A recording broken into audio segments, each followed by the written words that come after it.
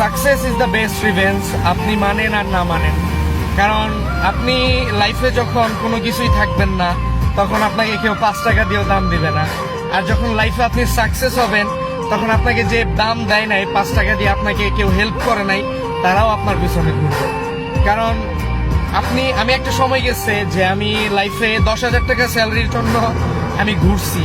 যখন আমি কলেজ লাইফে ছিলাম, আমি আমার ফ্যামিলিকে না জানে, কারণ আমি কখনোই চাই নাই যে আমার ফ্যামিলির টাকায় আমি চলবো।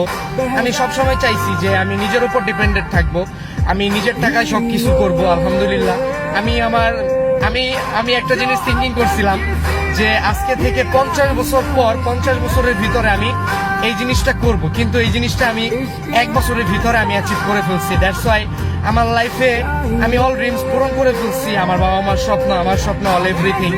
ঠিক আছে, আলহামদুলিল্লাহ ফর এভরিথিং। কারণ আসলে লাইফে আপনি আল্লাহর কাছে যা চাবেন তার থেকে 100 গুণ বেশি পাবেন, এটার প্রমাণ আমি নিজে। কারণ আল্লাহর কাছে লাখ লাখ শুকরিয়া। আমি লাইফে অনেক কষ্ট করছি, অনেক কষ্ট করে আমি এখানে এত দূর আসছি। মানুষ আমাকে চিনে জানে এখন, মানুষ আমাকে, যারা আমার মেসেজ ইগনোর করতো, আমি আমার ফেসবুকে, আমার যখন আগের আইডিটা ছিল, আমি মিনিমাম আমার ফেসবুকে ফ্রেন্ড ছিল 4500, মিনিমাম 4000 মানুষের কাছে আমি টাকা চাইছি, 500 টাকা 1000 টাকা, কিন্তু আমি কারোর কাছে টাকা পাইনি। যখন আমি অনেক ডিপ্রেশনে ছিলাম, আমি যখন সুসাইড করতে গেছিলাম, আমাকে মানুষ অনেক ইগনোর করছে। আমি একটু বেশি শেয়ার করি, আমি আমার একটা ফ্রেন্ডের কাছ থেকে 500 টাকা চাইছিলাম, পাই নাই। ঠিক আছে, যদি সে আমার অনেক ক্লোজ ছিল না, সে আমাকে আজকে থেকে 6 মাস পর মেসেজ দিয়ে সে আমার কাছে 1 লাখ টাকা চাইছে, জাস্ট 2 মাসের জন্য।